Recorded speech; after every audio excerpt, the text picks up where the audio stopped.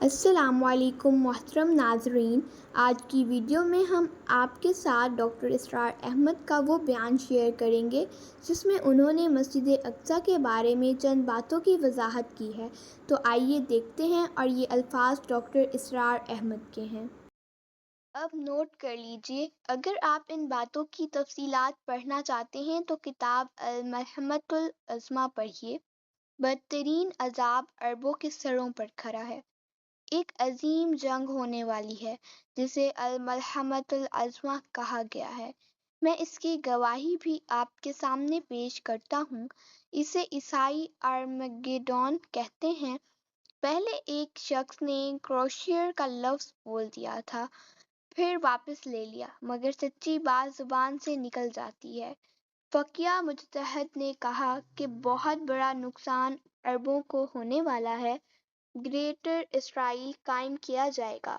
اس میں عراق، شام، اردن، سعودی عرب کا شمالی علاقہ، ترکی کا جنوبی علاقہ، مصر کا سینا ریجن اور ڈیلٹا آف نائل شامل ہوں گے۔ یہ سب علاقے یہودیوں کے قبضے میں آ جائیں گے۔ حدیث میں اسے الملحمۃ العظمیٰ کہا گیا ہے۔ عیسائی ایک علم لے کر مسلمانوں پر حملہ آور ہوں گے۔ ہر جھنڈے کے نیچے 12,000 فوج ہوگی، یعنی کل 9.5 لاکھ۔ نیٹو کی تیاری اسی لیے ہو رہی ہے۔ جب USSR ختم ہوا تو پوچھا گیا کہ اب نیٹو کا مقصد کیا ہے؟ جواب ملا، اب ہمیں اسلامی فنڈامنٹلزم سے لڑنا ہے۔ انہیں معلوم ہے کہ اصل خطرہ اسلام ہے۔ اسلام ابھر سکتا ہے۔ مسلمانوں کے سینوں میں آگ ہے، اوپر سے مٹی ہے، اندر انگارہ ہے۔ یہ دھوکہ نہ کھائیں گے۔ مسلمانوں کے دلوں میں خلافت کی خواہش ہے، ہسپانیہ سے انڈونیشیا تک۔ ایک وقت آیا کہ ایک غیر مسلم نے کہا، یہ مسلمان تو ہسپانیہ تک خلافت چاہتے ہیں، ہم تو ہسپانیہ کو بھول چکے تھے۔ اقبال نے کہا تھا، ہے ارض فلسطین پر یہودیوں کا، اگر حق ہسپانیہ پر حق نہیں، کیوں اہل عرب کا؟ مسلمانوں نے ہسپانیہ میں 800 سال حکومت کی، جبکہ وہاں سے نکلے ہوئے صرف 500 سال ہوئے ہیں۔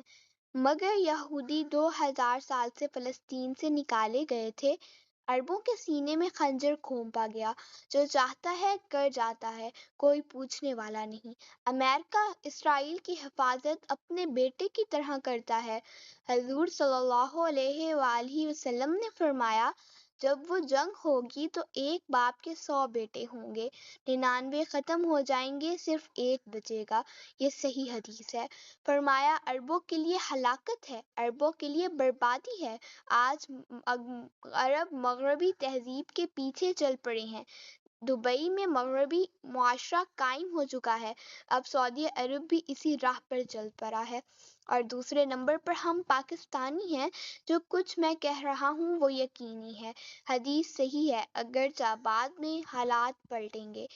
حضرت مہدی کا ظہور ہوگا، حضرت عیسیٰ علیہ السلام نازل ہوں گے اور گریٹر اسرائیل یہودیوں کا قبرستان بن جائے گا۔ ایک ایک یہودی قتل ہوگا۔ ابھی جو سامنے ہے وہ الملحمۃ العظمیٰ ہے۔ عیسائی اسے آرمگیڈون کہتے ہیں۔ اس کا مطلب ہوتا ہے دنیا کے اختتام سے پہلے ایک بہت بڑی جنگ، خیر اور شر کی قوتوں کے درمیان۔ یہ جنگ ہرمجدون کہلاتی ہے۔ یہ بائبل کی آخری کتاب میں ہے، جان ریویلیشنز آف سینٹ۔ یہ دور نہیں آ رہا ہے۔ یہودی اور نیو کنزرویٹو عیسائی دونوں اس پر متفق ہیں، ان کا ایجنڈا آتی ہے۔ گریٹر اسرائیل قائم ہو، مسجد اقصیٰ اور قبۃ العذراء کو گرایا جائے۔ وہاں حضرت سلیمان کی بنائی ہوئی مسجد کی جگہ تھرڈ ٹیمپل بنایا جائے۔ اس میں حضرت داؤد کا تخت لا کر رکھا جائے، جو اس وقت لندن کے ویسٹ منسٹر ایبی میں موجود ہے۔ اس تخت پر ان کا مسیحا آئے گا، جو حقیقت میں دجال ہوگا۔ جبکہ عیسائی کہتے ہیں کہ حضرت عیسیٰ آئیں گے اور ہم بھی یہی عقیدہ رکھتے ہیں۔ اب اصل بات، عربوں پر بہت بڑا عذاب آنے والا ہے۔ پاکستان کا معاملہ غیر یقینی ہے۔ ہو سکتا ہے اللہ تعالیٰ رحم فرمائے اگر ہم نے اپنے عمل درست کیے، اگر ہم نے پھر بدعہدی نہ کی تو ہو سکتا ہے اللہ ہم سے یہ ملک چھین لے۔ یہ ممکن ہے جو ہمارے گرد گھیرا ہو رہا ہے وہ معمولی نہیں۔ مغرب میں نیٹو فورس، مشرق میں بھارتی فورسز تیار بیٹھی ہیں، وہ پاکستان کے عدم استحکام کا انتظار کر رہی ہیں۔ لاہور میں حالیہ دھماکے اسی سازش کا حصہ ہیں۔ میں خود ایک دھماکے میں موجود تھا۔ ہماری اکیڈمی پر جو بیتی بیان نہیں کر سکتا۔ یہ سب کیوں ہو رہا ہے؟ تاکہ یہاں بدامنی ہو اور نیٹو مغرب سے، بھارت مشرق سے اندر آ جائیں اور ہمارے ایٹمی ہتھیار تباہ کر کے ہمیں بھارت کے رحم و کرم پر چھوڑ دیا جائے۔ یہ ان کا منصوبہ ہے، لیکن ہوگا وہی جو اللہ چاہے گا، اور اللہ کا چاہنا اس پر منحصر ہے کہ ہم کیا کرتے ہیں۔ یہاں انقلاب لائیں، اسلام نافذ کریں۔ اگر صرف دنیا داری میں لگے رہیں گے تو کچھ نہیں بدلے گا۔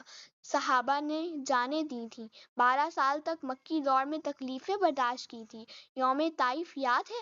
حضرت عائشہ نے پوچھا، کیا احد سے زیادہ کوئی سخت دن آیا؟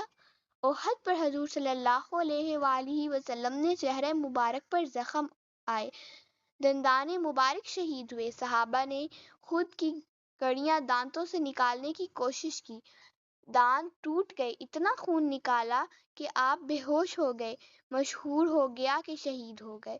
یوم طائف میں حضور پر پتھر برسائے گئے، حضرت زید ساتھ تھے، ڈھال بنے، جسم لہو لہان ہو گیا، جوتیوں میں خون جم گیا۔ وہاں سے واپسی پر دعا کی، حضور نے اللہ کے حضور عرض کیا، صبر کیا اور ہدایت کی دعا کی۔ یہ ہے سیرت النبی۔ جب صحابہ نے شکایت کی کہ ہم نے ایک پتھر باندھا ہوا ہے بھوک سے، تو حضور صلی اللہ علیہ وسلم نے اپنا کرتا اٹھایا، 2 پتھر بندھے ہوئے تھے۔